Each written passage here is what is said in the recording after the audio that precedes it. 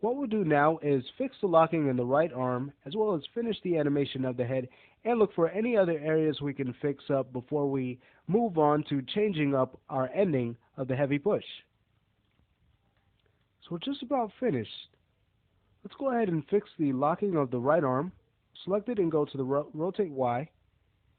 And where it's locking up at frame 175, we'll just take the key on 176 and bring it up so that there's no more locking in that right arm. Okay, where it appears to be locked but isn't quite locked. Great. And we don't want to neglect the left side. We want to make sure that that's not locking up either. And it sure isn't. So good. So now we can go ahead and fix up the head. Let's select it and go to the rotate X. And what's going to happen is as he's pushing off here, we're going to want the head to rotate down. And we're kind of getting that now, but we actually want it to be much more defined than it is right now. So with the head selected, let's go to the rotate X and we'll rotate the head down some more. Like that. Okay, so that's better. Then we could even check out the neck to see if we can make a fix there, but I think the neck is fine. Okay, now as the character is coming up, we'll just go ahead and rotate the head up for a little bit of follow through. Great. So here's what we get as the character pushes off, his head follows through forward and then starts coming back up. Great.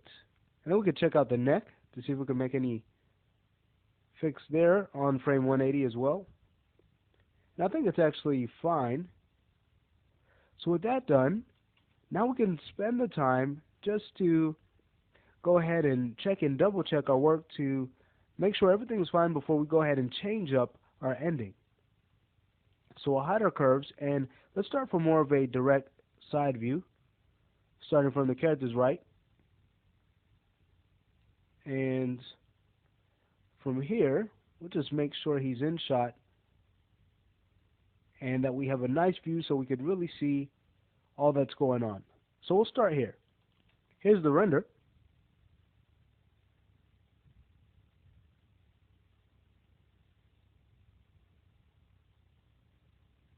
Okay, so it's looking pretty good, but one thing we can fix is right here, as the character is stepping in with his right foot, notice how the body is translating down at the same time. What we want to do is have the right foot plant first and then the translate Y of the body to come down a little bit after. So let's work on that. We'll close out our play blast, show our curves, and with our center of gravity selected, we'll go to our perspective and graph editor view, and let's change this camera back to our perspective side view. And from there we'll go to our translate Y, and we want to fix this key on frame 150.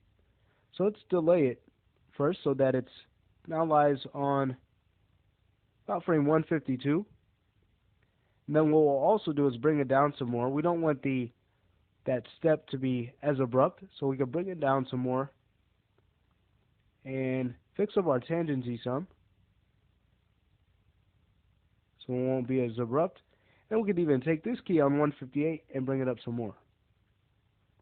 So now when we check it out, the motion is much better there. And we could even hit play to see it.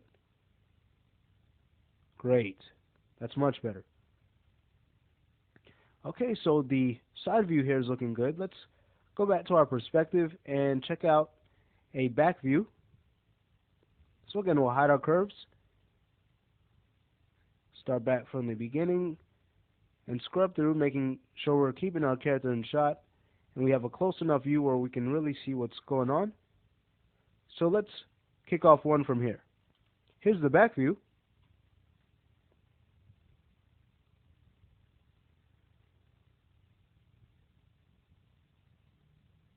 Okay, so the back looks good.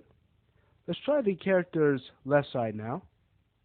So this time we'll select the translate X arrow and Again, keeping our character in the focus of the camera, we'll render another one off from this angle. Here it is.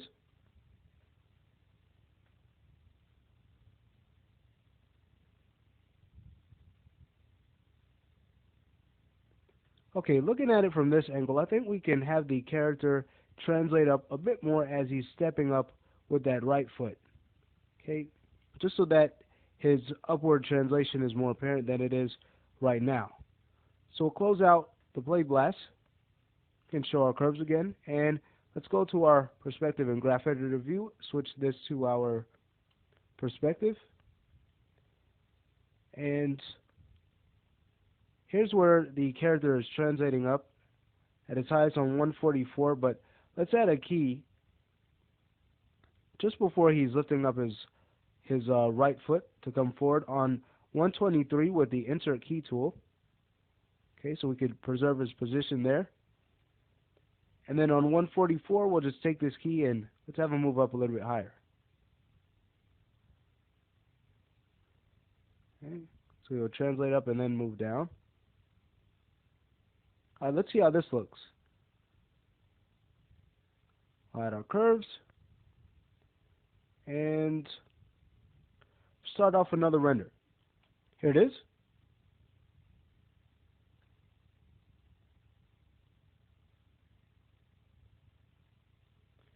Okay, so that's looking better. But one thing we could do to wrap it up is basically to have him up higher, held higher, before he moves down. With that key there, basically as he's moving higher, that key that we set to have him hold is too low, so it makes it seem as if he's now coming down at the same time his right foot is coming down. So we'll close out our play blast and just finish that up. Okay, so again, we'll go back to the key now on frame 152, and we'll want to check out our perspective view, and we'll take this key and let's go ahead and move it up so it's closer to this key on 144. Okay, and then we want to make sure that the timing is right on it.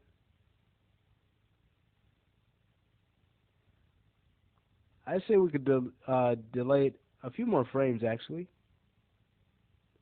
Let's take it and move it to 154.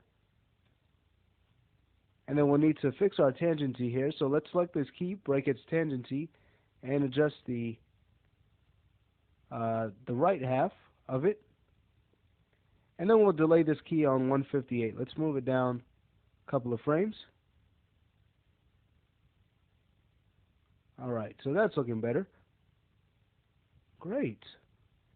So with that, we'll now go ahead and check out another view of the animation. Let's try more of a top view. Okay, so we'll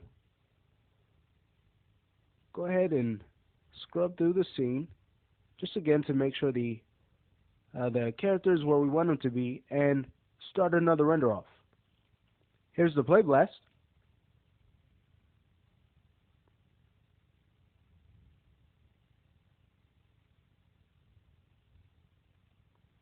Awesome, so the top view looks good. So with these things done, that wraps up this lesson.